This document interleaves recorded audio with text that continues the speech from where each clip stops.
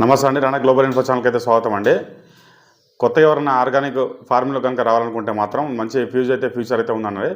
ఎందుకు చెప్తున్నానంటే ఇప్పుడు ఈ కెమికల్ ఫుడ్కి అయితే చాలామంది అయితే చాలా డిసీజ్ అయితే రావడం జరుగుతుంది అనమాట. అధికంగా అయితే ఈ ఎరువులు తర్వాత పెస్టిసైడ్ కనుక వాడటం వల్ల అవి మనం తినడం వల్ల చాలా మన అనారోగ్యాలకు అయితే గురవుతున్నాం. రాబోయే రోజులలో ఇది ఇంకా చాలా ఎక్కువ ఉంటుంది అనమాట.